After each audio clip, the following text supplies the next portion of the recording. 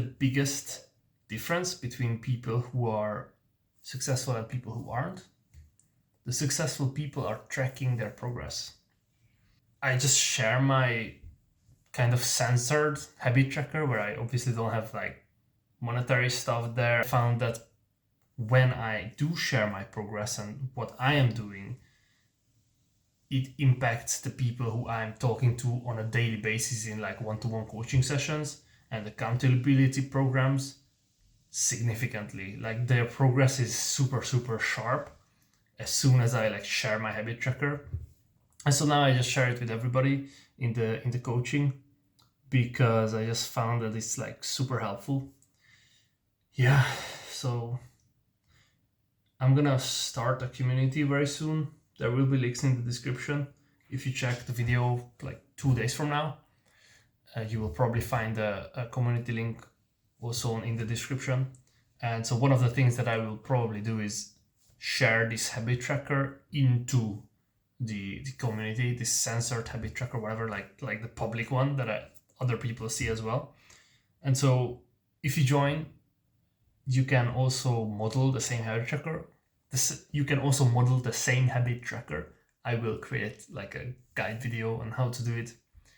And yeah, there will be other guides as well. But for now, it's just about, the accountability, about being able to connect with me person to person. I'm going to do a couple of calls a week at the beginning. So if you have some problems and you want to talk about it, I love to talk to people. It's kind of my job right now. And it's also lovely to kind of connect with people who are actually watching me and kind of get to know them a little bit better. So if you need some help or you got some questions or you just want to say hi, join the community. You will get some notifications when the live calls are coming up. They're just short conversations, like 30 minutes or something like that. But yeah, it's going to be a lot of fun. So I'm looking forward to that for sure. And until then, keep showing up, That's the most important thing. Show up, track what you're doing, and you're like 75% of the way there. Because when you track your stuff, you don't even try to change what you're doing. You just track it. It becomes better. There's a Wikipedia article. It's called the Hawthorne effect.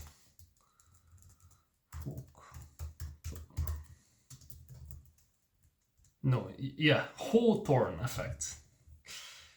Which is, it's like people modify their behavior when they know they are being observed. And so the effect here, or the trick here, is you are the one who's observing yourself through habit trackers, through Notion systems. And because you know you will be observed by your future self, you change your behavior. That's the Hawthorne effect. Yeah, this guy was some type of industrial inspector. Oh no, he was a scientist, okay. But he was asked by some factory makers to run a study on how to make the workers more productive. And every time he would show up, the workers would be more productive. But when he left, the workers would be less productive because they knew they were being observed. And when you know you're being observed, you become better. So observe yourself. Yeah, that's the takeaway for today. Imagine you're going to the gym. Every single day, you're going to the gym, you're hitting the gym, but you only stay in the gym for 10 minutes or 5 minutes. And it's like, hey, it's like, that's not even close to being enough for you to see results, right? And that's what a lot of people are doing on NoFap. It's like, they say like, I tried everything. I went to accountability programs, I looked at courses, and I started meditating, Of course, sometimes I skip meditating and I don't really do the right habits at all right now, but that's because I kind of lost hope.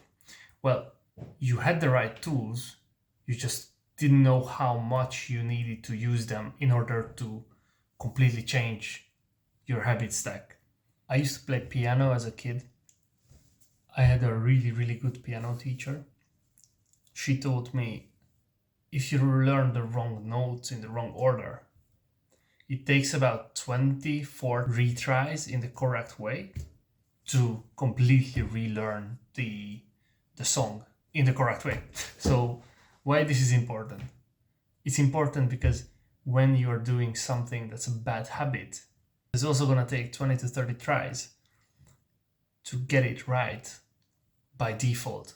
You're going to have to try and try and try for like a month to do the right habits instead of the wrong ones in order for them to stick.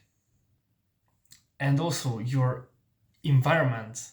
How did you change your environment? Because that's the most important thing that surrounds us, is always gonna have an impact on our behavior. So if you're around people who are drinking heavily, you're a lot more likely to actually also drink more than usual, just because you're around people who are drinking a lot.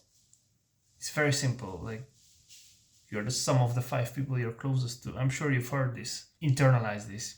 The people that you surround yourself with are the people you're gonna mimic their behavior. You're gonna act like them a little bit more.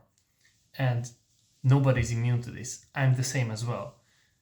What's different with me is I found a trick to kind of cheat this system. So what if I told you could actually network with billionaires for hours on end every single day? How this works is, parasocial relationships. They're relationships like, for example, I'm talking to you right now, but I don't actually know you. I have no idea who you are, unless you drop me a comment. In that case, hey. And although I don't know you, my behavior has an effect on your behavior because you feel connected to me. And so I always watch people on YouTube purposefully, long form content that are successful in ways that I want to be or have something that I want to have. For example, there's a guy called Harry's Garage. It's a channel on YouTube. He's like an older gentleman. He's got a beautiful car collection. I wish to have one day a big car collection. And so therefore, I always cherish when I see that he uploaded another long form video, although I don't always have the time to watch them, but I kind of follow that guy. Same is true for Alex Hormozy, billionaire entrepreneur, makes a ton of content, is very easy to resonate with, and it's very motivating as well. And so, like, these are the influences that I'm taking on every single time I feel lonely. I just turn on YouTube instead of turning to, the wrong ideas of maybe making friends, meeting new girls, when the time of your life might not be the time to actually meet the new girls, to find the brothers that you want to live with. And it's very important to kind of utilize this opportunity because, technology has given us a lot of bad stuff like doom scrolling, like porn. But there are benefits as well, like the parasocial relationships that if used correctly, you can benefit from them infinitely. So you have an infinite advantage over someone else who lived, 50 years ago, who was a young man 50 years ago, and they did not have the access to anybody above a certain level of success. Now you have access to quite a few people above a certain level of success, and you can model your behavior based on how they're presenting themselves on the social media sites. That's why it's important to be able to, consume long form content, maybe videos that are 10, 20, 50, 2 hours long, because the longer the video is, the harder it is to fake a personality, and the easier it is for you to kind of get on the same wavelength. And it's very funny how this works. Like, your thoughts literally change. So that's very important. Yeah.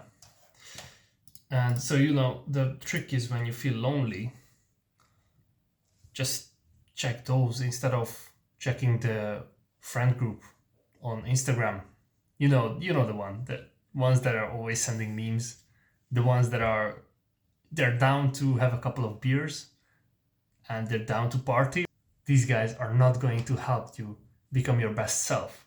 But if you check the people on the internet who have achieved or are achieving the same things that you want to have and subscribe to their ideas, you will inevitably, unconsciously mimic their behavior.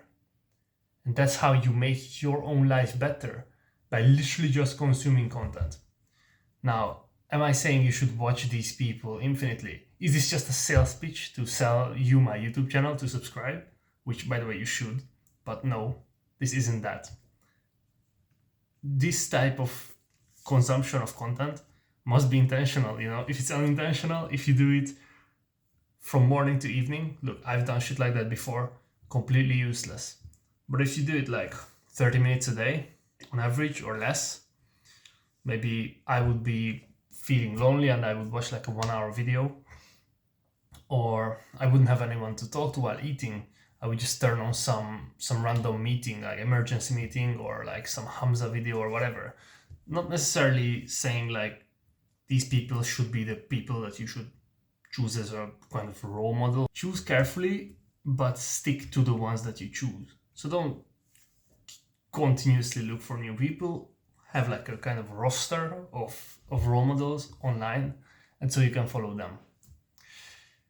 Yeah, and if you have problems with consuming content, obviously this is dangerous. So I would say the best way to avoid overconsumption is to only watch very, very long form videos, and especially like see how much time you have and choose one video.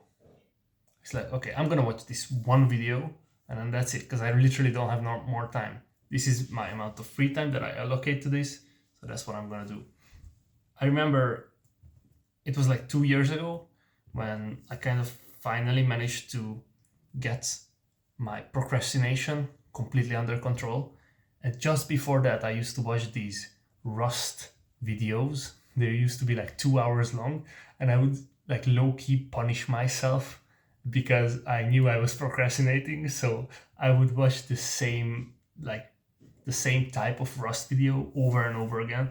And sure, there were moments when it was super entertaining, but usually it was kind of a drag and I didn't really enjoy it that much.